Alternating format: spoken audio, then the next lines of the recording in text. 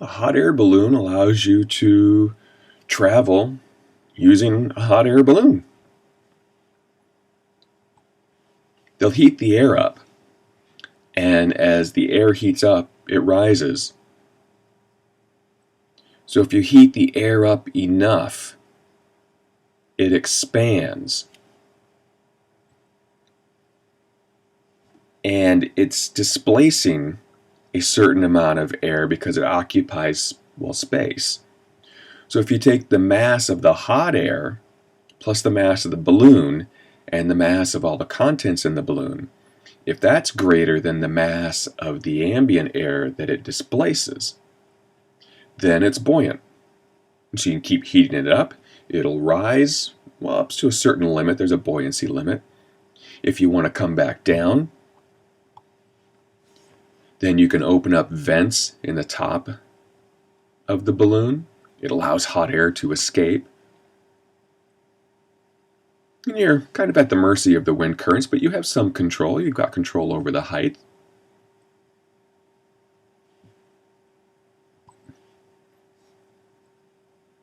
So we'll take a balloon, we'll fill it up to a certain volume, and we'll set the temperature. Then we're going to heat the air inside that balloon.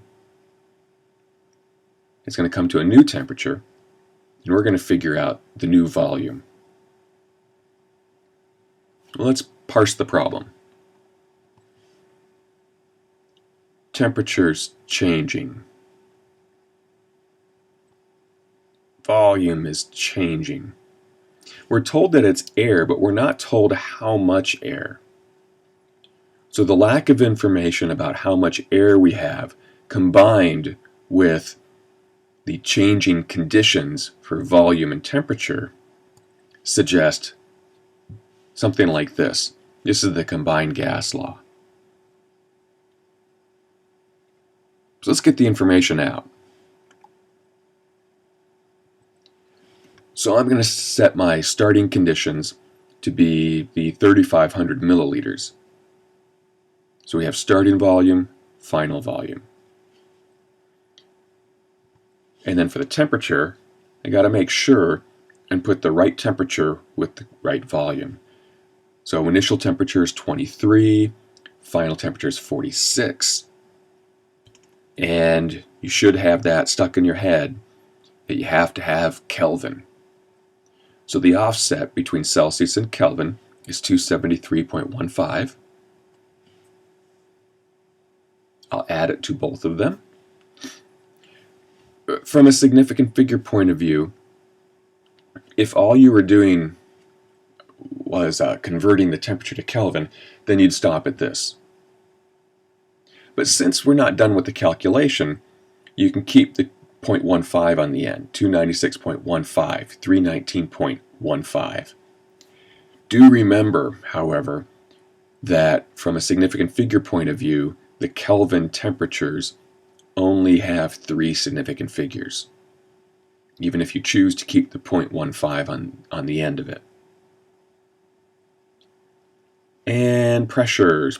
Nothing is said about pressure. Since nothing is said, the only assumption we can make is that the initial pressure and the final pressure, they're the same. So if we go back to the mathematical formula I wrote down, we can remove the pressure. And so we get Charles' law. Now, you don't have to write the combined gas law down initially as I did, but from a problem-solving strategy, I prefer that because it lets me see what variables I have, what variables I don't have. It also minimizes your need to memorize a gigantic laundry list of formula. Oh, now there's an issue, isn't there? Yeah, we have a volume unit problem because the new volume is supposed to be in liters, but the initial volume is in milliliters. You know what? Let's ignore that for right now. We'll take care of that when we're done. Now, since we want the final volume, I'm going to take that bottom left mathematical formula and rearrange it for V2. Now, before I plug anything in, I'm going to do a conceptual check. This is what's nice about only having volume and temperature to worry about. You know what direction the information should go. Volume and temperature are directly proportional to each other. One goes up, the other one goes up. And since the temperature is going up, the volume should go up. So our final volume should be more than the initial volume. So I'll make a little note of that, and we'll see what happens when we're done. Now, to put the information in, we've got our V1 and our T2.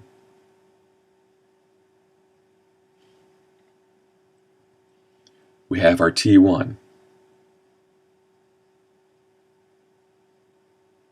We do our unit check. Kelvin cancels, great. And so we'll end up with units of milliliters. Wait a second. Oh, yeah. Remember, we've got a unit change in here. The new volume needs to be in liters. Well, we do our dimensional analysis. You've done that. The relationship between milliliters and liters. You can do it this way. Milli equals 0.001. Or you can say 1 liter is 1,000 milliliters. They're both equivalent. So now my milliliters cancel. I'm left with units of liters. And multiply everything out. I get 3.77 liters. If we do our check on our answer, the original volume was 3,500 milliliters, which is 3.5 liters. So I went from 3.5 liters to 3.77 liters. Temperature went up, volume went up. I passed my conceptual check.